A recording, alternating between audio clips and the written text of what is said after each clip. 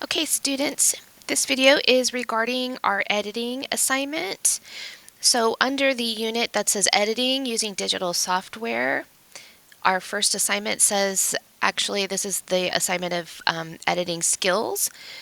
It says cleaning up photos with software. So once we're in there, it's going to bring up your assignment instruction page per normal.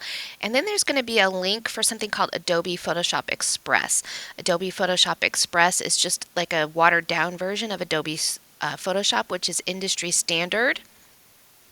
The rest of the schools in the district also use Photoshop. They use the big version. We're just going to use the little version. It is supported by the district, so once you click into this link, you should be able to just sign in with your district credentials and then go from there. So let's click on this Photoshop link.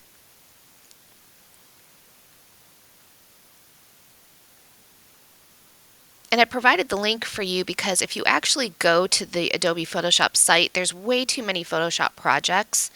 And this link should get you in directly with your district sign-in. So when I go to sign in here on the upper right, it'll ask me how I want to sign in.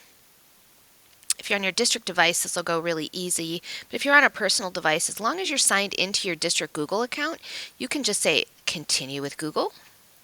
And it might ask you a few sign-in questions, or it could just pop you right in. For me, I've been in this program a lot, so it's just going to pop me right in. And I'm going to check to make sure I'm in with my district credentials by just going to the upper right, this little pie graph here. When I click on that, I can see that it has my name and my district CNUSD credentials right here. So I know I'm signed in with the district.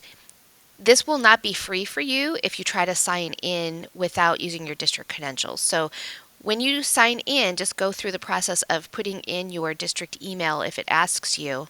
Otherwise, it will not be free. It'll ask you to start paying, and we want you to be in for free because, again, this is a program that the district supports for us for free.